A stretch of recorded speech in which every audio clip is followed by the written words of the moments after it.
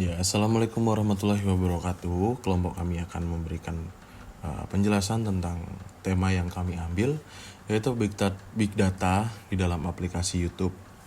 Ada 3 pilar di dalamnya, ada aplikasi, infrastruktur, dan teknologi. Pembahasan pertama adalah latar belakang kami dalam pembahasan kali ini adalah ledakan konten, video online, dan dominasi YouTube. Dalam beberapa tahun terakhir, konten video online telah meledak dalam popularitasnya.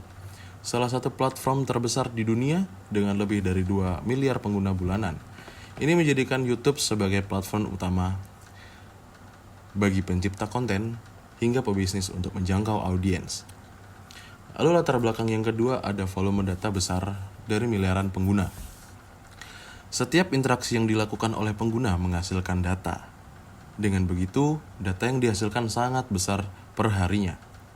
Setiap menit, lebih dari 500 jam video diunggah ke YouTube.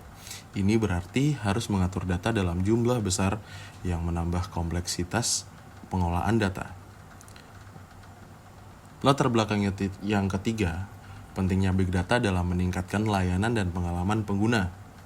Big Data memungkinkan YouTube untuk merekomendasikan video relevan, mengoptimalkan performa platform, dan memberikan wawasan mendalam untuk pengambilan keputusan strategis.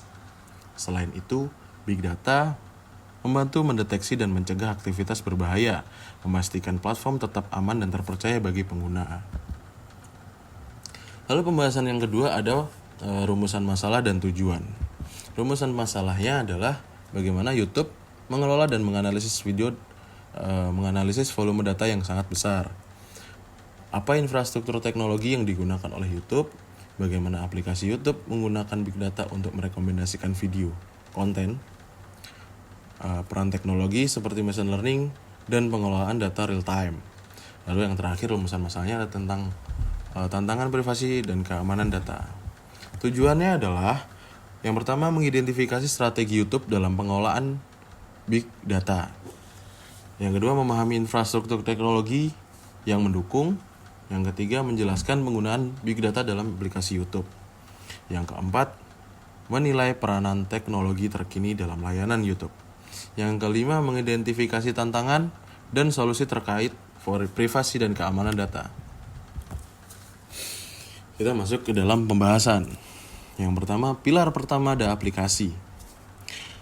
Pembahasannya tentang aplikasi adalah personalisasi konten, algoritma machine learning.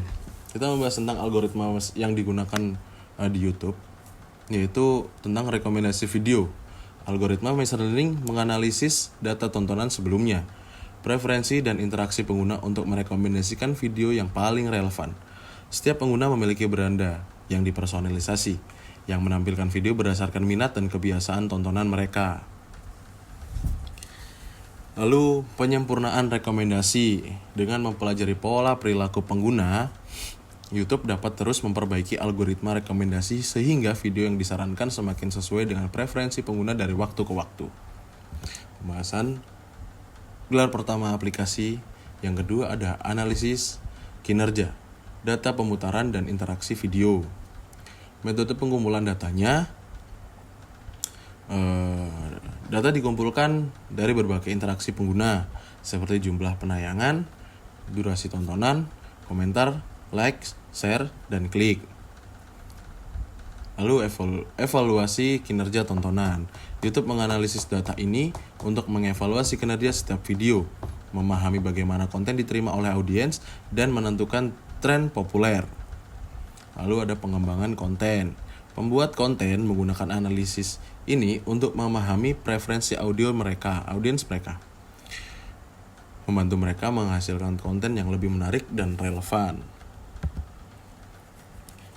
Lalu ada optimisasi pengalaman pengguna, analisis tren dan pola perilaku. Peningkatan kualitas streaming. Data dianalisis untuk meningkatkan kualitas streaming yang optimal dengan menyesuaikan resolusi video berdasarkan kecepatan jaringan pengguna. Masalah teknis seperti buffering dan lag dapat diidentifikasi dan diperbaiki secara real time. Lalu ada penyesuaian fitur. YouTube menggunakan data untuk mengidentifikasi fitur mana yang paling sering digunakan dan disukai oleh pengguna, serta memperbaiki atau menambahkan fitur baru yang dapat meningkatkan pengalaman pengguna. Antisipasi kebutuhan pengguna. Analisis pola perilaku membantu YouTube memprediksi kebutuhan dan preferensi pengguna di masa depan, memungkinkan mereka untuk merancang dan menyajikan konten secara fitur yang lebih baik. Lalu pembahasan infrastruktur. Di sini ada pusat data terdistribusi menggunakan Google File Storage dan Google Cloud Storage.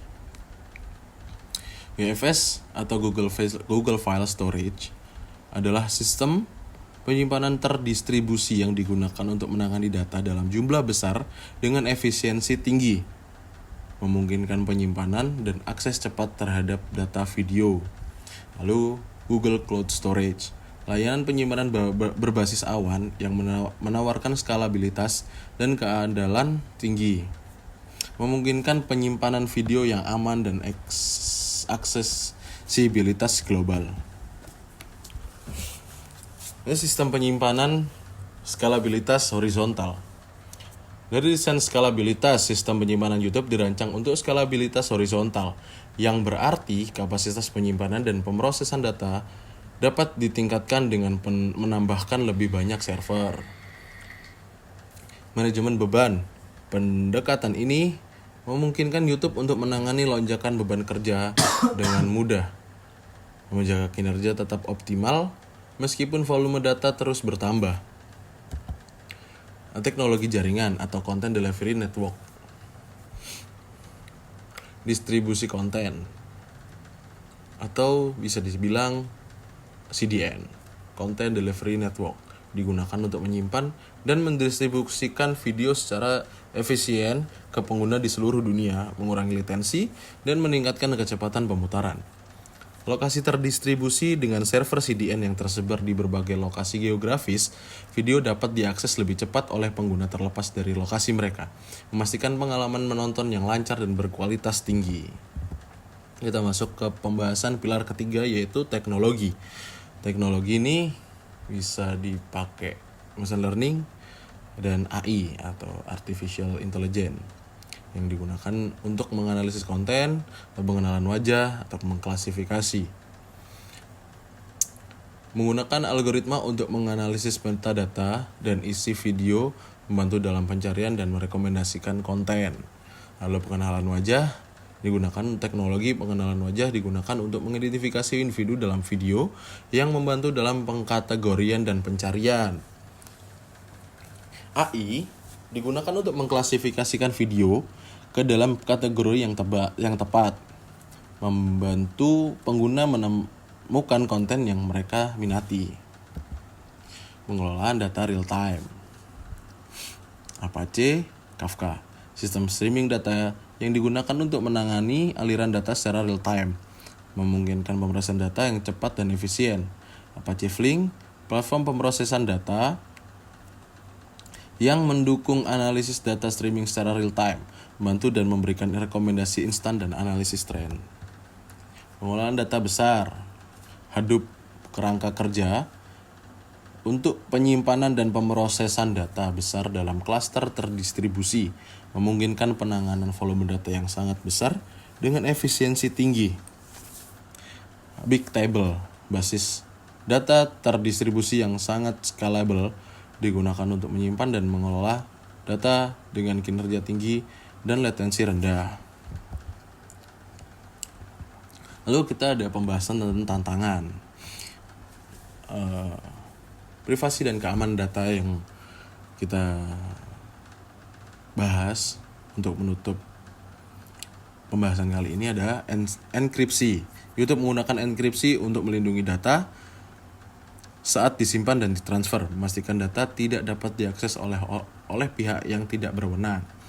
Lalu kontrol akses, sistem kontrol akses yang ketat diterapkan untuk memastikan hanya pihak yang berwenang yang dapat mengakses data sensitif.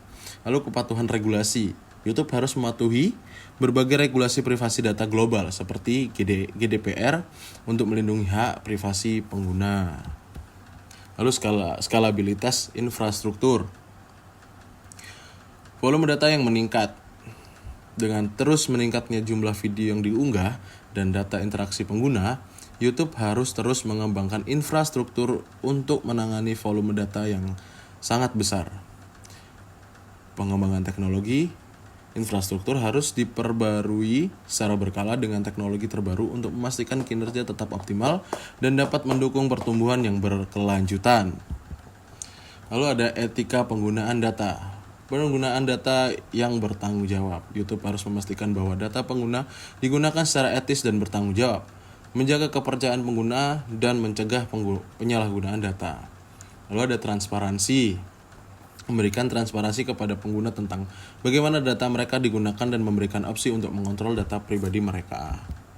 Sekian dan terima kasih.